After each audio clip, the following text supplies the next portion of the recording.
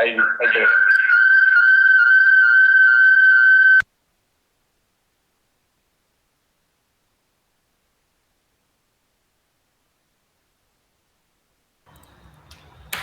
Bueno, Francisco, ¿qué tal? Sí, Bueno, acá ahora, estamos. acá estamos, hola. Acá Bueno, estamos. buenos días a todos. Lo pongo en silencio el micrófono. Bueno, teníamos algún inconveniente, tenía yo algún inconveniente técnico que se me conectaba por otro lado. Buenos días a todos. Eh, María Lucila, buenos días. Bueno, ok. Así que veo que me están, vamos a ver si podemos, a ver, espérate, hacer la presentación.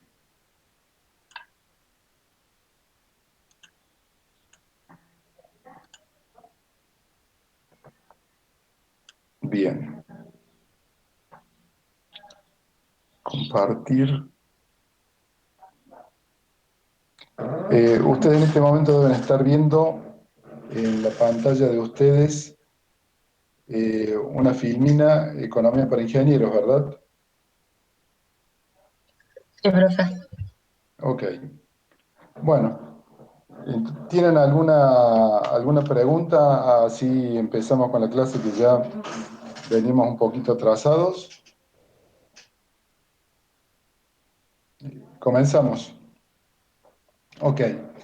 Lo que vamos a ver hoy son las teorías de la inflación y después vamos a plantear en otro paquete de transparencias cuáles son las políticas eh, que se plantean, cuáles son las políticas para la inflación. Bueno, sí, acá me dicen si podemos grabar. Creo que se está grabando, a ver.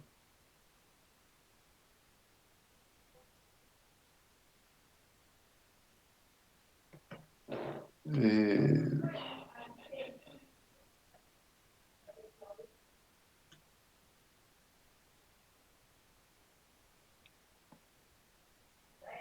ok, deberíamos estar grabando ahora.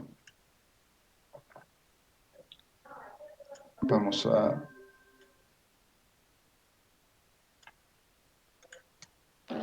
Bien, comenzamos entonces. Les decía que vamos a ver primero las teorías que explican la inflación. Ustedes en el aula virtual tienen un video que hemos elaborado que son cuáles son los efectos que produce la inflación, por qué es perjudicial para la sociedad eh, la inflación. Hay algunos sectores que pierden muchísimo simplemente porque están en una economía, en un proceso inflacionario. Eh, Básicamente, digamos, interesante que vean ese video que está puesto en el aula virtual. Ahora lo que vamos a avanzar es las teorías que explican la inflación.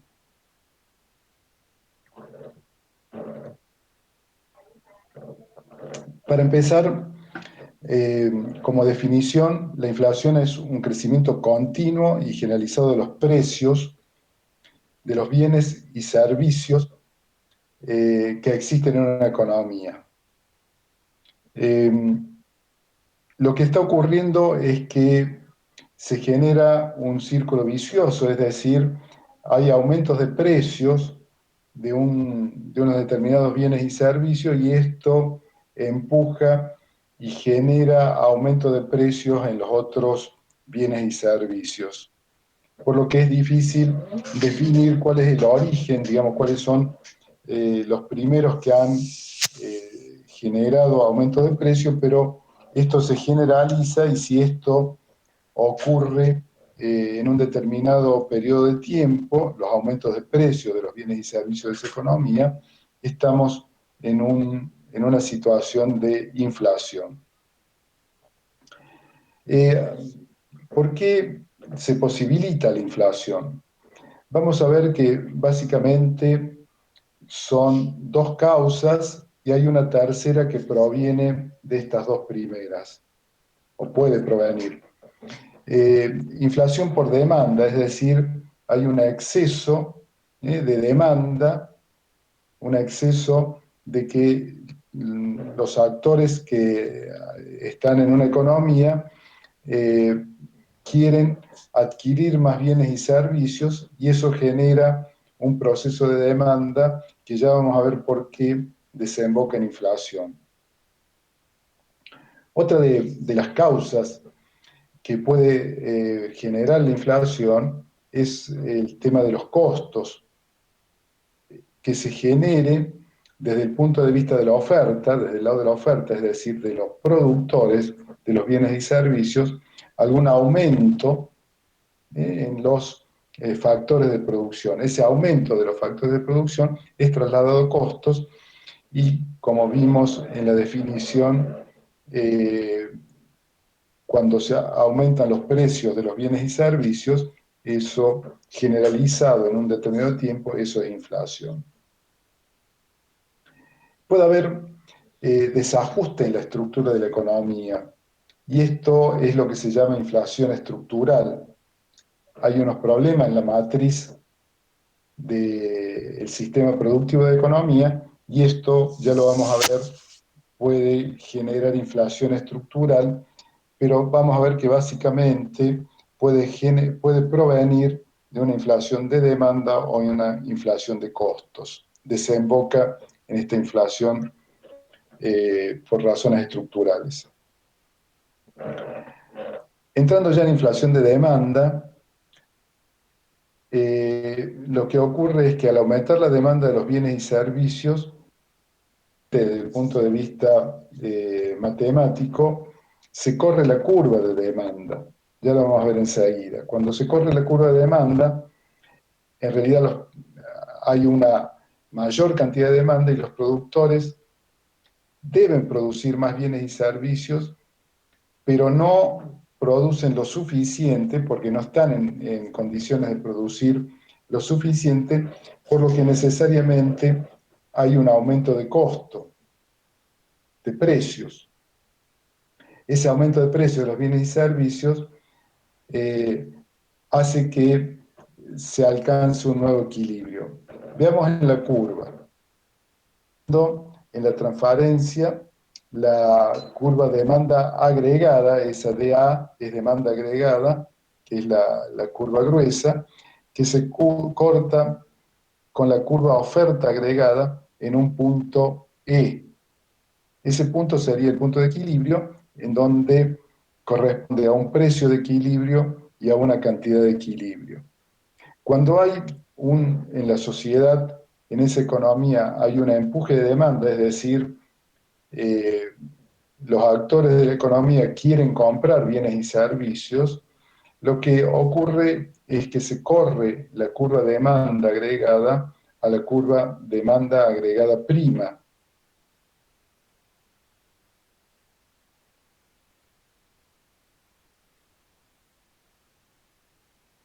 Oferta agregada, porque básicamente en este corto tiempo no ha cambiado la matriz productiva.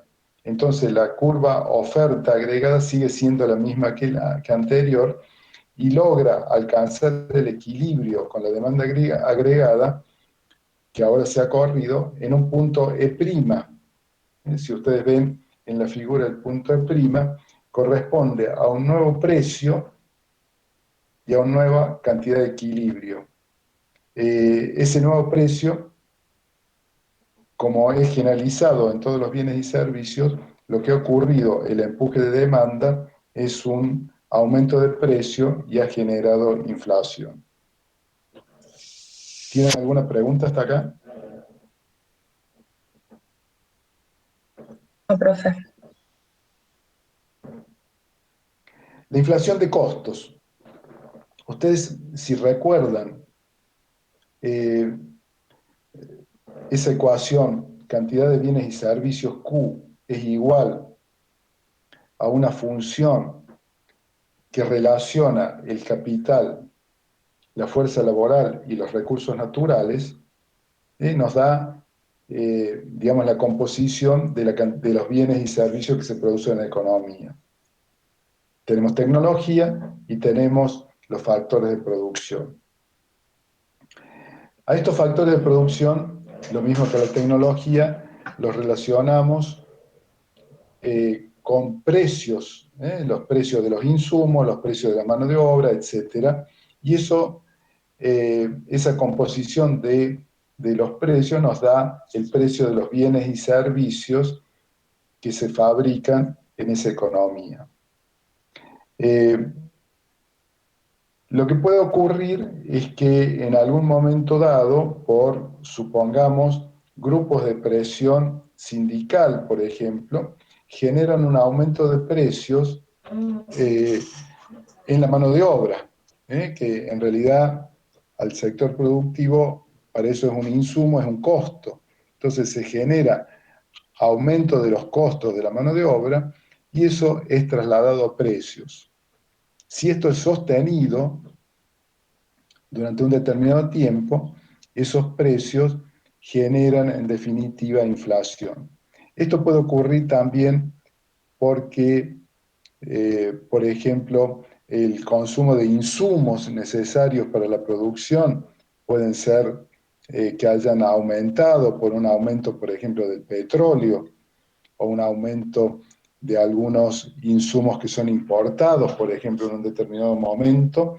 Esto genera aumento de costos y esos aumentos de costos son trasladados a precio y el traslado a precio genera inflación. Entonces, hasta que hemos visto inflación por un empuje de la demanda y lo que estamos viendo ahora es inflación de costos, que son eh, los componentes del precio de los bienes y servicios.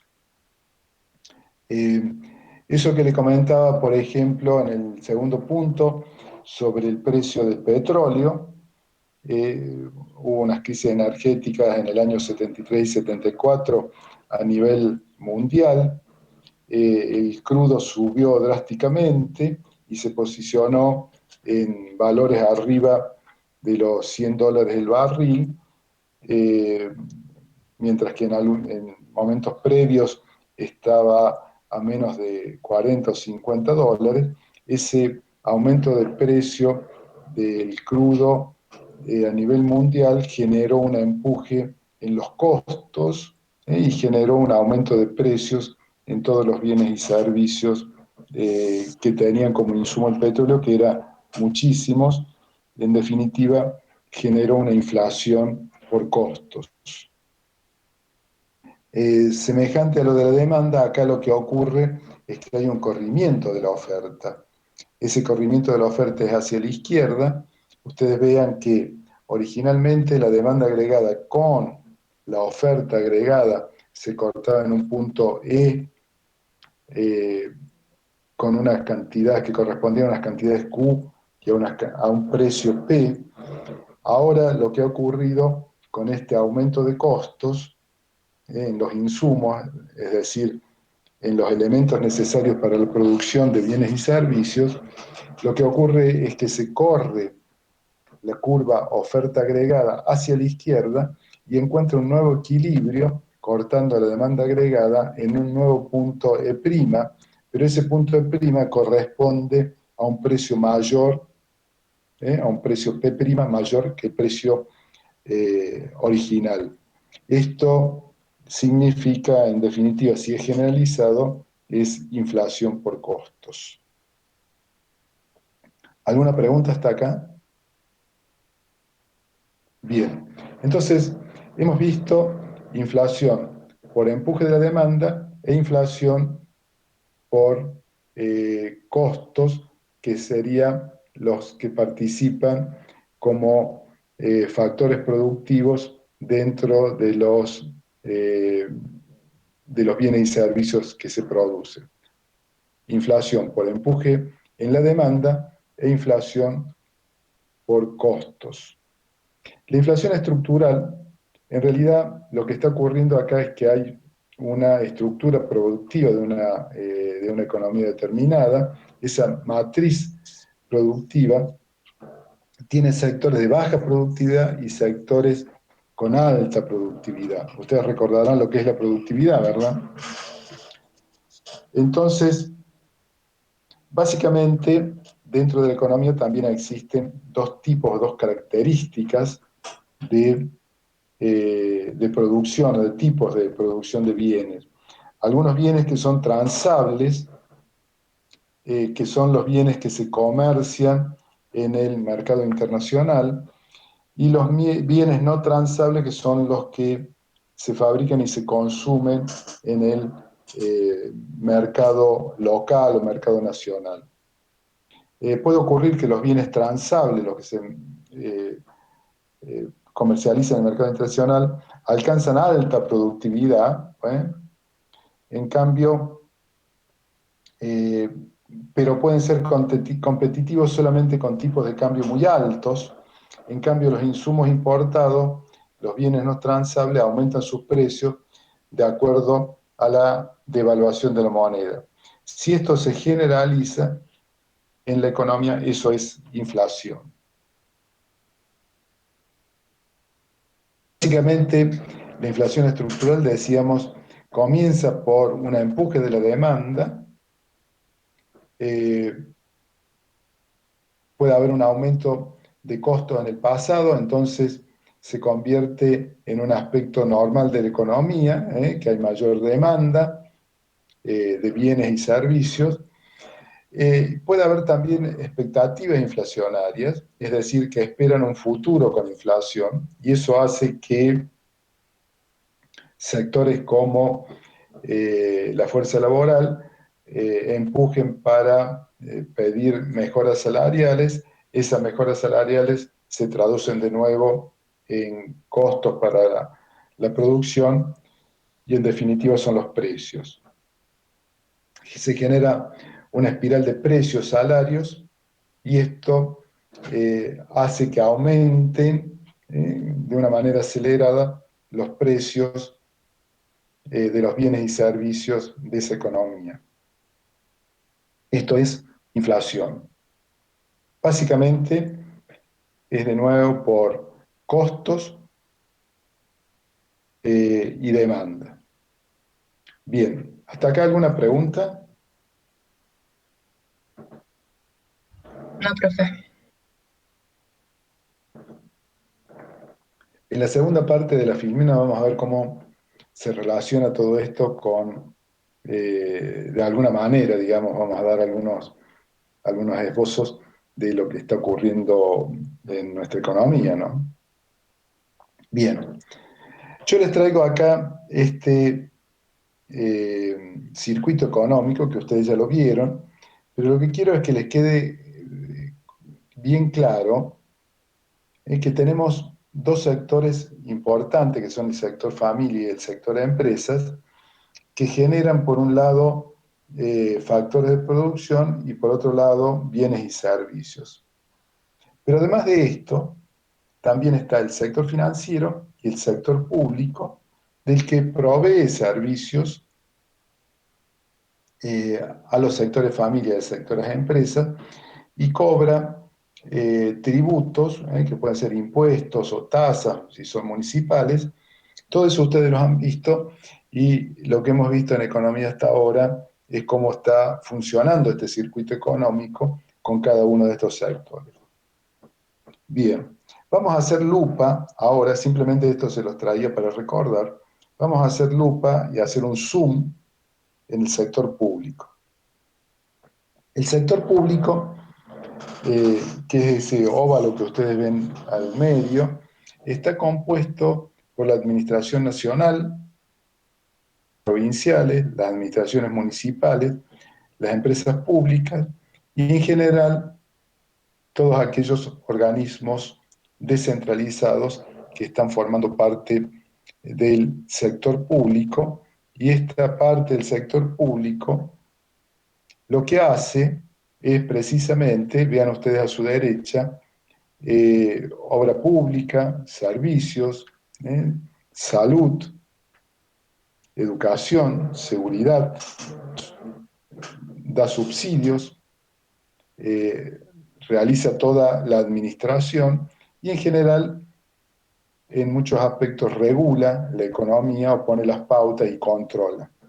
Para todos estos servicios, administración, etcétera, y obra pública, educación, seguridad, salud, necesita dinero, que es lo que para poder pagar los insumos, la mano de obra, en general la administración. Eso es lo que en términos generales se denomina el gasto público. Ok, para poder el sector público destinar al gasto público y poder cumplir sus funciones de salud, educación, obra pública, servicios, administrar, etcétera, necesita dinero que son los ingresos. Y esos ingresos provienen básicamente de los impuestos y tasas que cobran las administraciones. Puede recurrir a préstamos si a fin de mes no le alcanza el dinero para pagar todos los gastos públicos. Puede recurrir a préstamos. Puede recurrir el Estado a vender parte de sus activos, que no los necesite, los vende.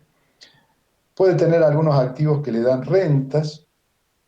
Entonces, todo esto está componiendo los ingresos del sector público.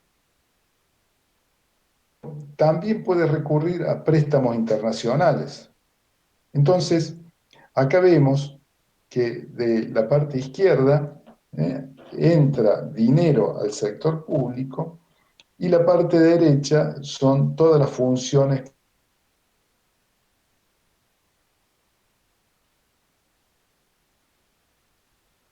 ¿Hasta acá tienen alguna pregunta, alguna duda?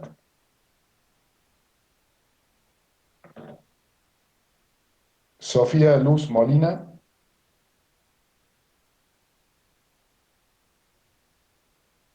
Parece que Sofía se ha ido de clase. Juliana Andrés.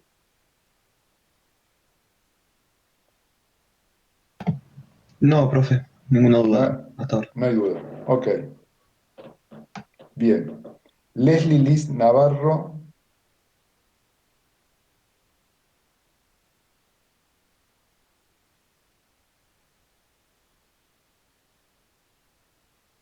Federico Ortiz.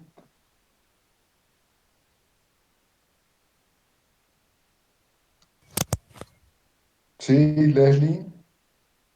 ¿Duda, Leslie? Sale todo bien. Bueno, sigamos.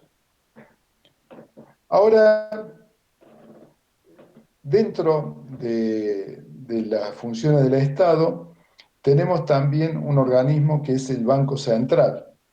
El Banco Central tiene, por un lado, las funciones del Banco Central es la de mantener el valor de la moneda, defender el valor de la moneda.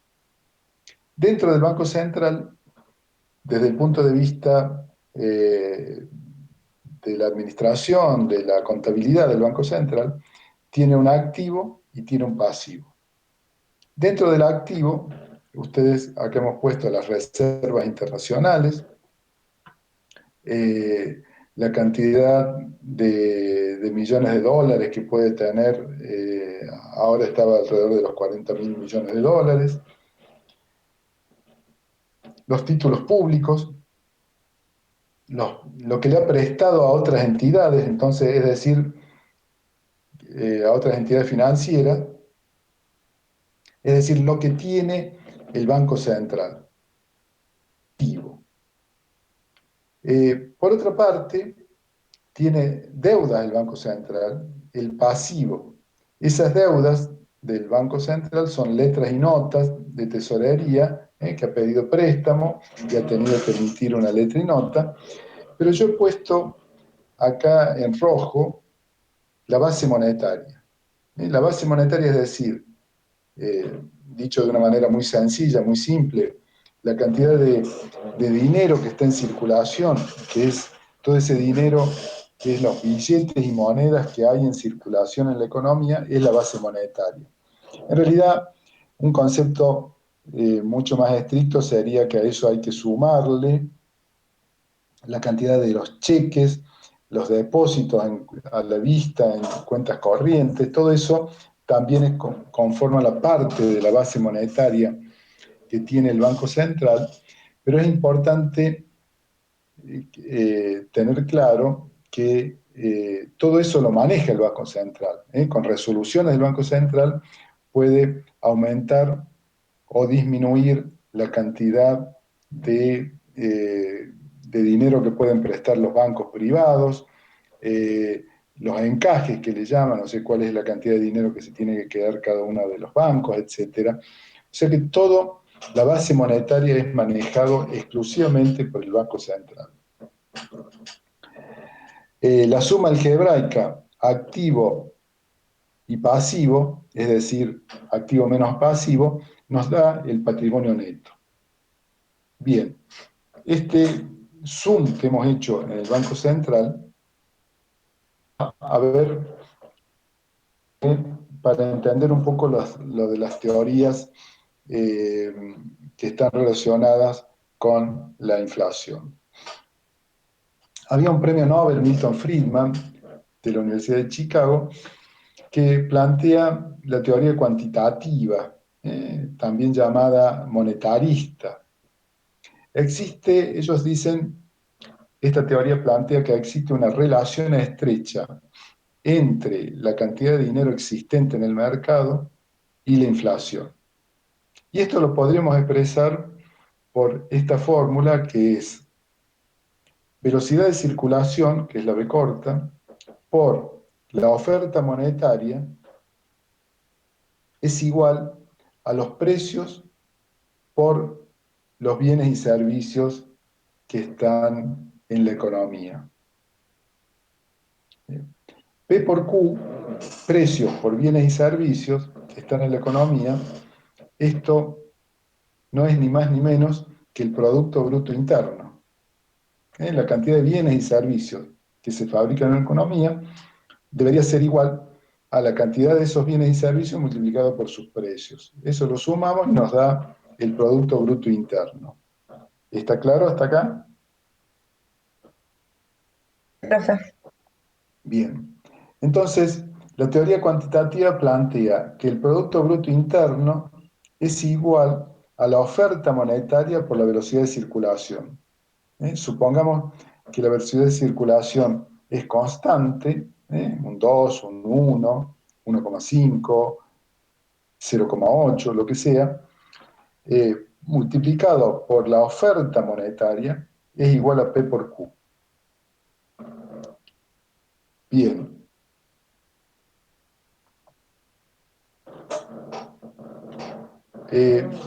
Ahora veamos, si la cantidad de bienes y servicios Q no crece, en un determinado momento, la cantidad de bienes y servicios Q no crece, y por otro lado, aumentamos la cantidad de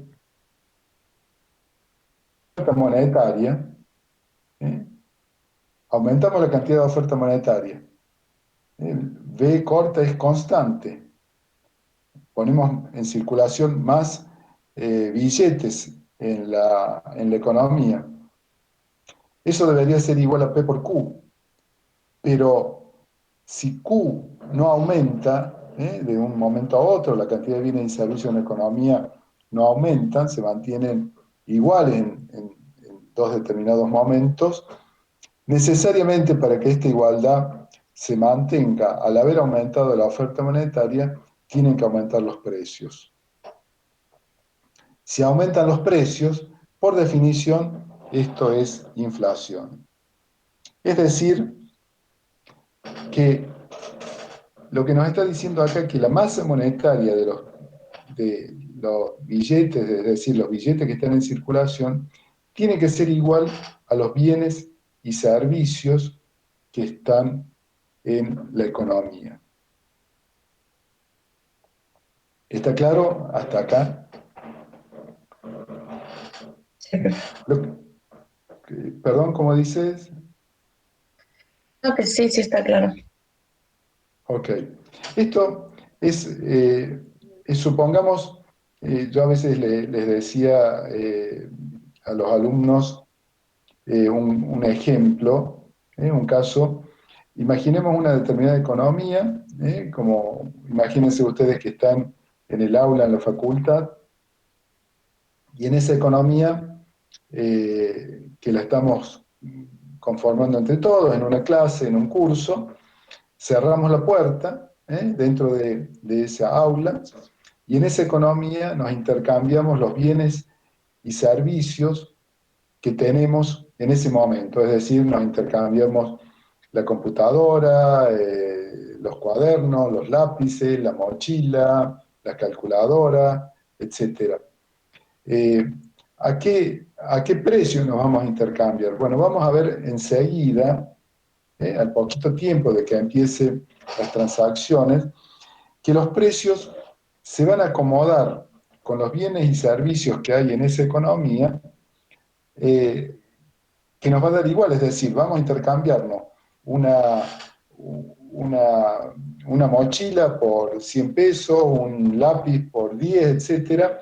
Se van a acomodar los precios de tal forma que la sumatoria de los precios que le hemos puesto a cada uno de los bienes y servicios por los bienes y servicios nos va a dar igual a la cantidad de billetes y monedas que tenemos en el bolsillo de esa economía.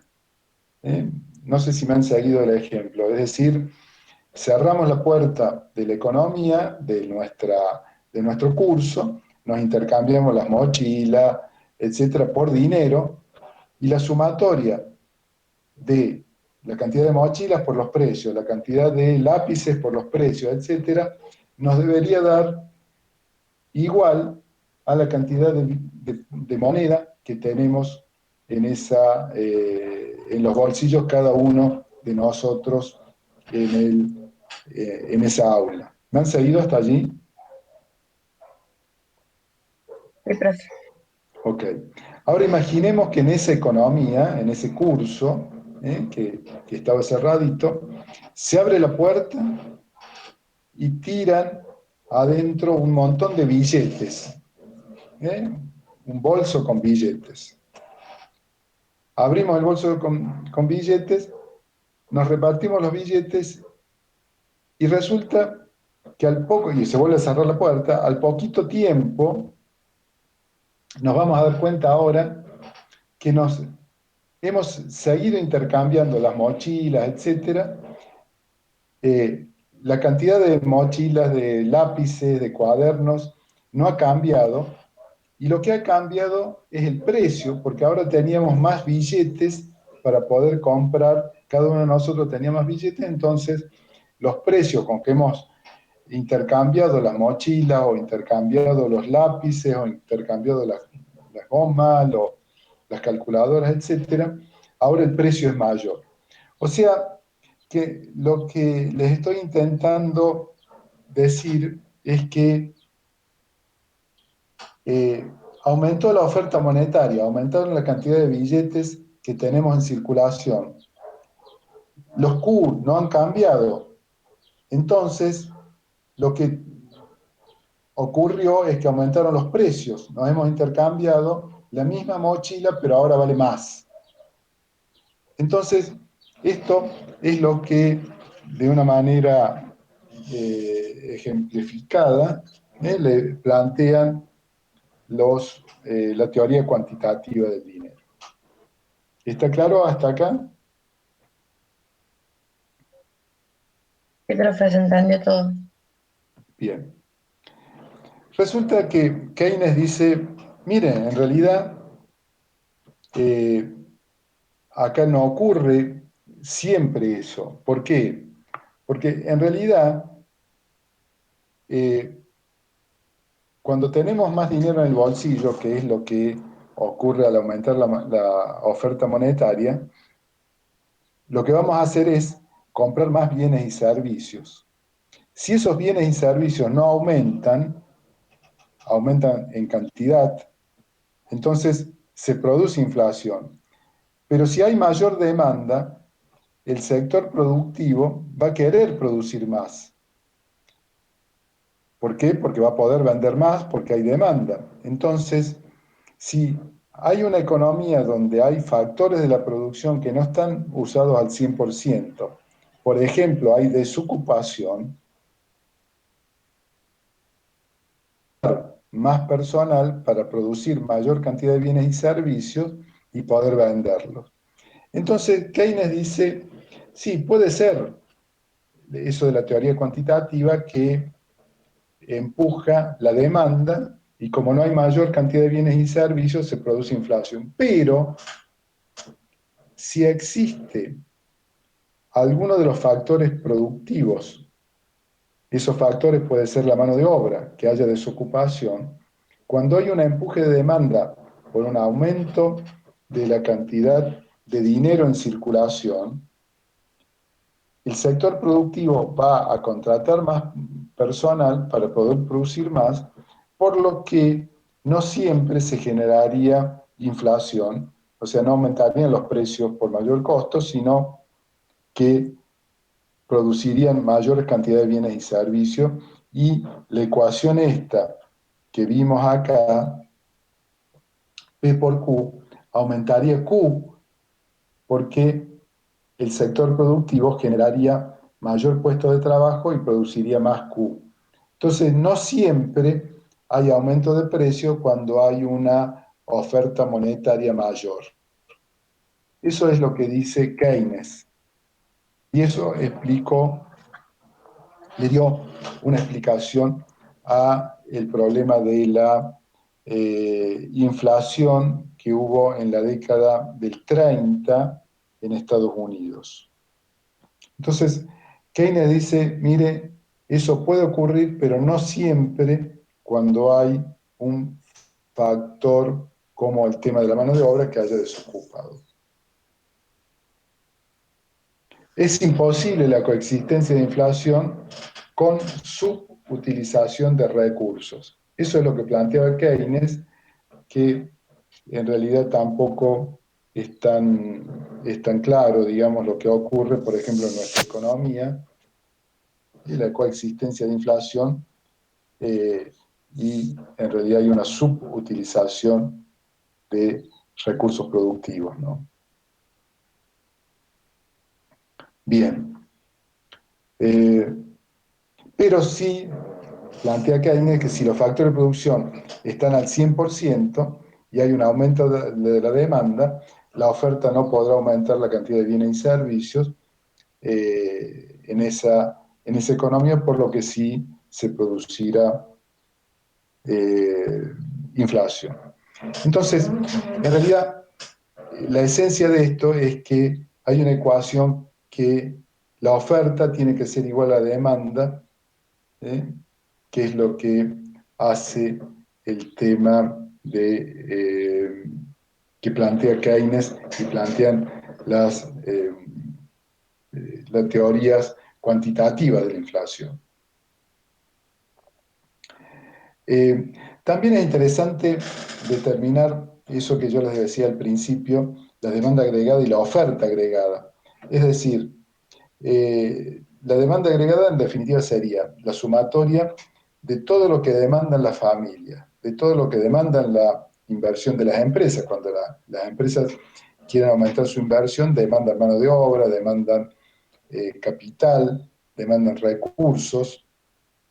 Y cuando el gobierno quiere aumentar, por ejemplo, la obra pública, se produce una demanda de materiales, de mano de obra, de capital, etcétera. La sumatoria de estos tres sectores, el sector familia, el sector empresa y el sector gobierno, generan una demanda agregada.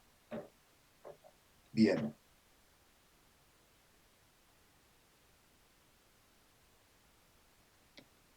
Eh, ok. ¿Alguna pregunta hasta acá? No, profe. Bueno, vamos a ver ahora las...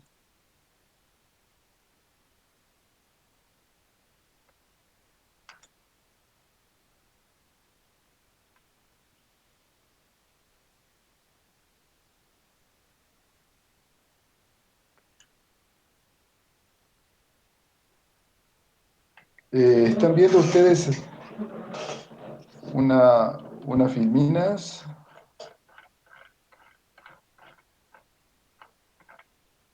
No, profe, ahí estamos viendo su Meet.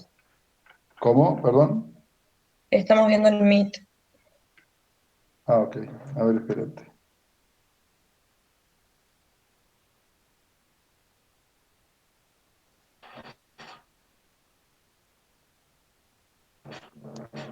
Bueno, ahora sí deberían estar viendo esta filmina que dice líneas de políticas antiinflacionarias.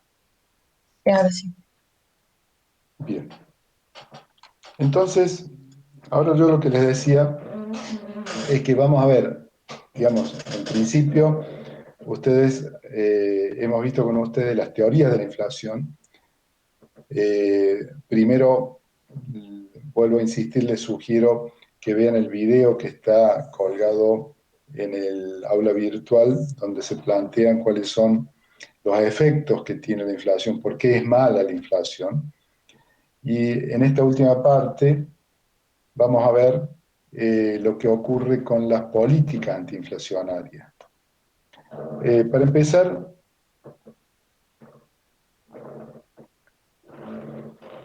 eh, ¿cómo se toman las decisiones? ¿Cuál es el tema de la generación de las políticas? Fíjense ustedes en el triángulo que está debajo, a la derecha. Eh, Resulta que cuando hay un determinado tema en la sociedad, eh, para los técnicos que venimos de las áreas de la ingeniería, nos planteamos que realmente puede ocurrir que hay una evidencia, es decir, es evidente para nosotros tal o cual problema. Esa evidencia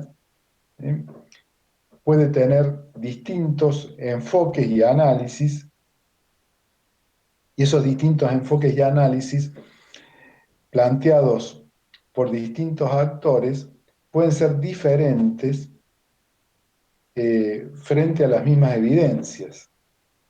Estos son argumentos que toman distintos actores frente a determinadas evidencias.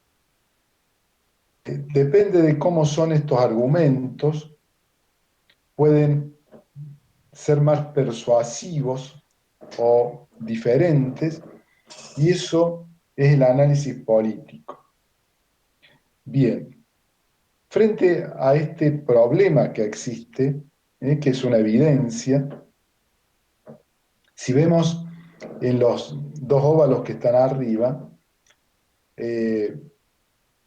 y fijamos de alguna manera cómo resolverlo a ese problema, tendríamos un enfoque técnico basado en criterios de eficacia y de eficiencia, que eso lo hemos analizado y lo van a seguir analizando ustedes en las carreras de ingeniería, pero resulta que las evidencias, de acuerdo a los argumentos y a las capacidades de persuasión de los distintos actores sociales, el enfoque de esa percepción es diferente, por lo que habrá grupos sociales que estarán de acuerdo, algunos no tanto, y esto no genera para resolver algunos problemas una viabilidad social.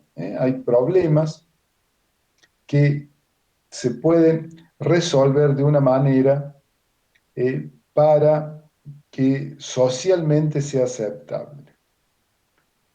Si unimos esos dos óvalos, la viabilidad técnica, es decir, la solución del problema técnico, pero por otra parte, la solución de esos problemas, pero desde el punto de vista social, vamos a ver que nos queda una determinada área entre los dos enfoques, la viabilidad técnica y la viabilidad social, en la que sería un conjunto de soluciones del problema que nos da la solución técnica, pero que socialmente es viable. Yo lo que quiero traerles acá con esto es que las políticas públicas se basan precisamente en viabilidades sociales. Entonces, los técnicos tenemos que arrimar las soluciones técnicas desde el punto de vista de eficacia y eficiencia, pero solamente la que estén dentro de esa área de viabilidad social. Las otras soluciones técnicas a los problemas que a nosotros nos parecería totalmente razonable, no pueden ser llevadas a la práctica o serían realmente muy controvertidas, habría muchos inconvenientes sociales, manifestaciones, problemas, etcétera, porque no es socialmente viable. ¿Me siguen hasta acá? Sí, profe. Básicamente lo que quiero decirles con esto es que quizás a muchos técnicos nos parece que tal o cual solución podría ser encarada de otra forma, pero realmente esas soluciones técnicas pueden no ser aceptadas por la sociedad en su conjunto. Entonces, las políticas públicas tienen que estar necesariamente dentro de la superficie del área viabilidad técnica con viabilidad social, esa intersección. Bien, dicho esto, fíjense en ustedes instrumentos de política económica. Por ejemplo, un instrumento de una política económica podría ser una política monetaria, una política fiscal, una política cambiaria, arancelaria, regulaciones, etcétera, en donde el objetivo de, por ejemplo, equilibrio externo o distribución de ingresos, plantearíamos un análisis de una política con algunos o varios de estos instrumentos, y estos instrumentos, monetarios, fiscales, etcétera, pueden afectar a distintos sectores, al sector agropecuario, al sector industrial, al sector de servicios públicos. Por ejemplo, una política fiscal como instrumento podría afectar al sector agropecuario y mejorar al sector industrial. Podría afectar a uno y beneficiar a otros. Entonces, las políticas públicas utilizan instrumentos, que sería una subpolítica monetaria, fiscal o cambiaria, son instrumentales y pueden afectar o beneficiar a sectores agropecuarios, industriales y servicios públicos.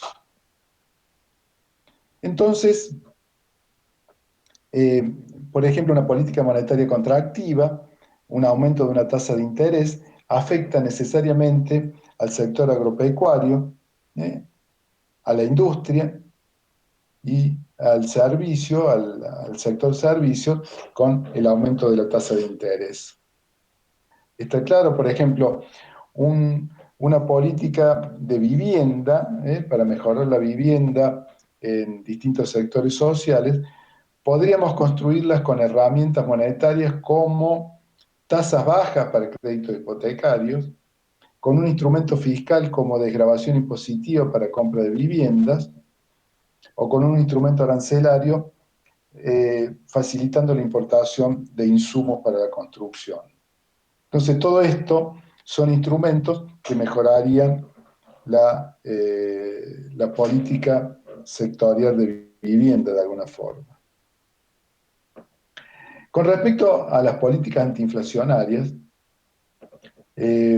lo que dicen los monetaristas, es decir, exclusivamente aquellos que plantean el enfoque de la relación cuantitativa, ¿no es cierto?, del dinero, lo que se plantea es que la emisión monetaria por encima de una tasa de crecimiento de la economía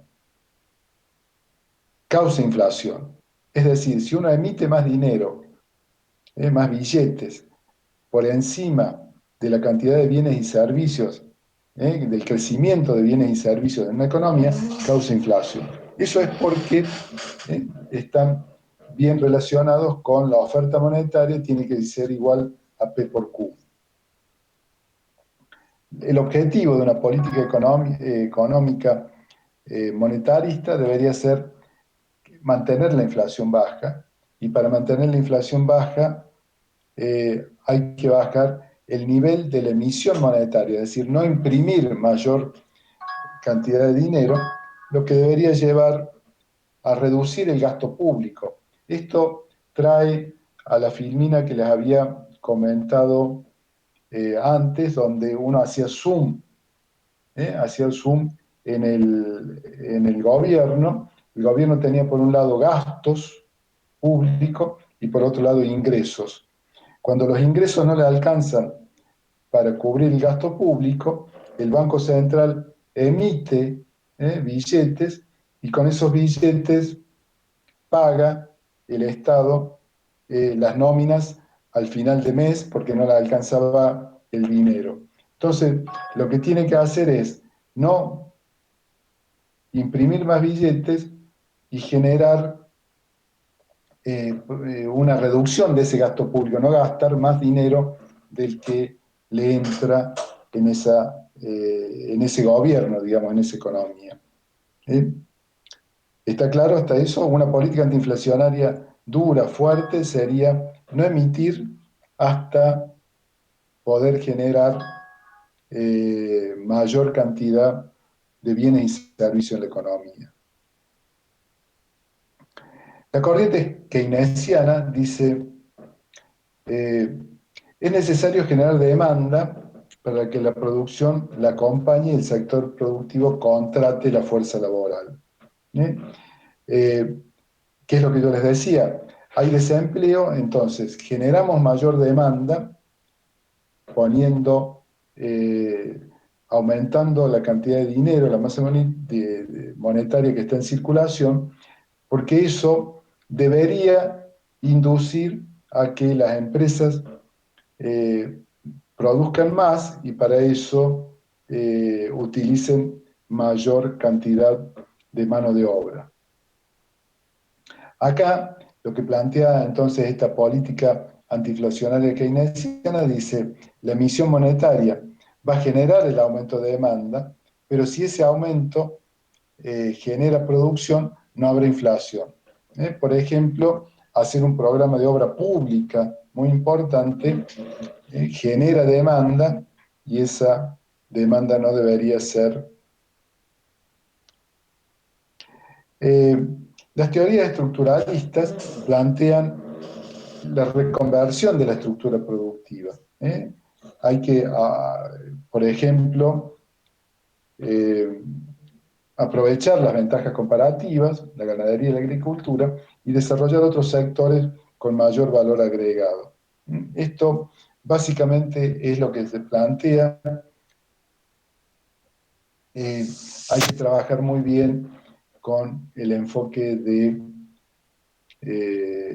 las políticas económicas y las herramientas para que no se genere esa inflación, digamos, por las perspectivas futuras, ¿no? de desconfianza. Un objetivo de política económica como es crecimiento económico, pleno empleo, estabilidad de precios, solvencia externa, distribución del ingreso, ecología, medio ambiente y democracia. Es importante el último punto, ya un Nobel en 1998 planteaba como una de los objetivos de la política económica la democracia. Acá vamos a ver este pequeño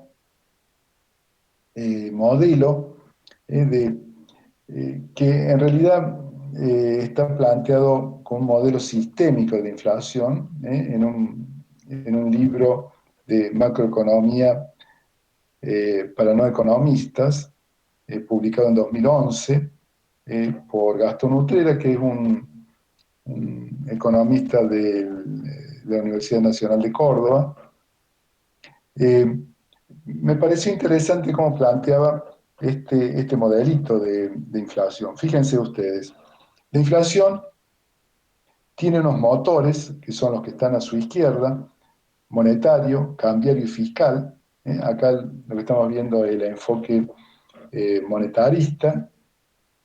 El enfoque monetario, cambiario y fiscal genera un motor que pone en marcha la rueda de la inflación.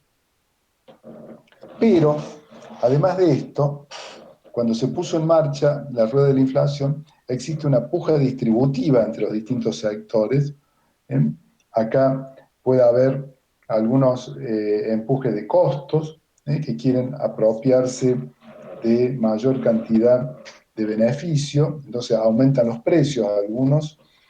Y por otro lado, hay un aumento, hay una generación de expectativas negativas, es decir, se ha puesto en marcha la inflación. Hay una historia y una percepción de que esto se va a mantener, entonces esas expectativas a que haya más inflación es como que propaga y genera en una economía una mayor inflación pendiente, es decir, sin que se genere nada, la expectativa y las pujas distributivas generan inflación, propagan la inflación.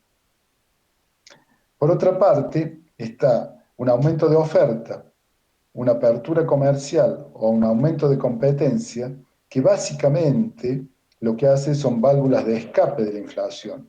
Es decir, si no hay si no hay producción de Q, hay que buscar que se aumenten las cantidades de Q, de bienes y servicios, y eso hace que se pueda no aumentar los precios, sino aumentar el producto. Una apertura comercial lo que hace es un equilibrio un poquito más adecuado para salvar el tema de la puja distributiva. Aumentos de competencia va en este sentido, y generar confianza es lo único que plantea el tema de las expectativas. Este modelo lo que plantea es que existen los motores, existen propagadores y hay unas válvulas de escapes que se pueden ir solucionando o trabajando con el tema inflacionario. En este modelo que está bastante claro, a mi juicio, en la parte de arriba lo que empuja el proceso inflacionario, por un lado, son una presión inflacionaria, que son las políticas monetarias, es decir, mayor emisión monetaria, digamos, no trabajar con el cambio, un aumento fiscales muy gruesos, muy importantes, hacen que la presión inflacionaria sea muy grande. Por otra parte, hay una retroalimentación inflacionaria, que es como vimos recién las expectativas, aumento de precios con esquemas de indexación, contratos a futuros que ya están planteando posibilidades de aumentos de precios.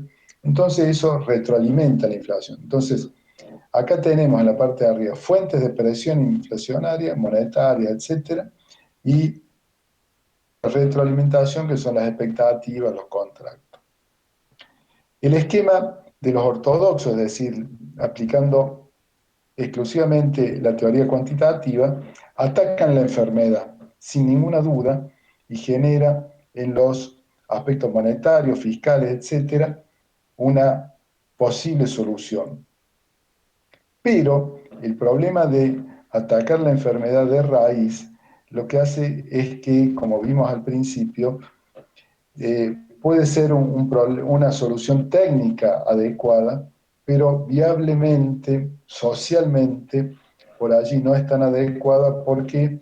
Porque esto hace que disminuyan, los salarios se mantengan bajos, exista aumento de desocupación, etcétera, en un primer momento, y esto hace que sea por allí no viable este tipo de soluciones.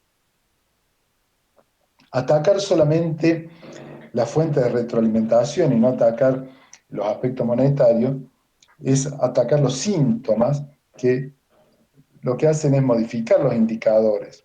por ejemplo, preponen por normativa, por ley, que no se puedan indexar los contratos, que no pueda haber a futuro, etcétera. Todo esto lo que está atacando son los síntomas, y estos son precisamente las políticas populistas que no resuelven el problema, pero dan como un espejismo, como una aparente solución, pero en realidad hay una olla a presión que está funcionando. Entonces esto es realmente muy, muy peligroso para la economía, todas estas políticas populistas.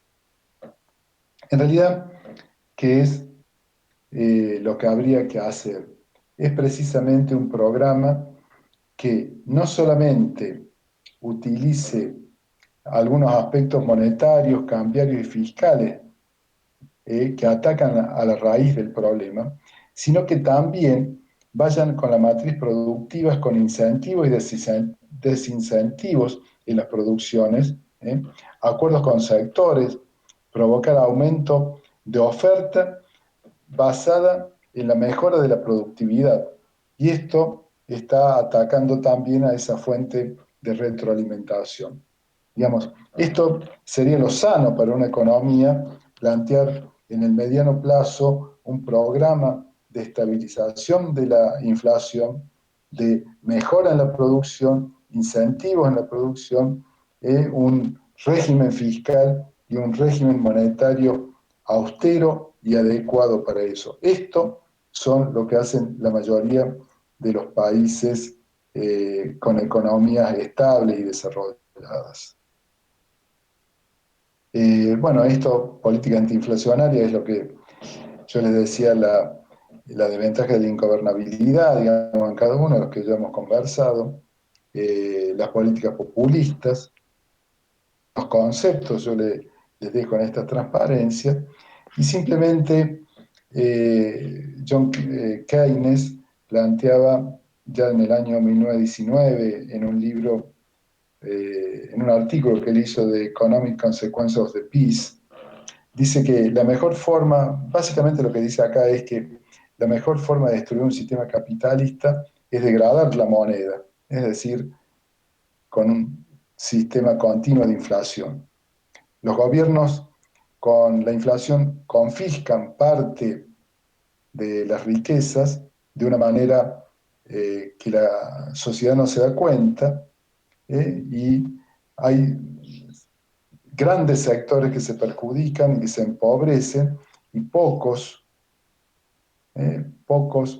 sectores muy allegados al poder que se enriquecen por la inflación, porque conocen algunas circunstancias, etcétera.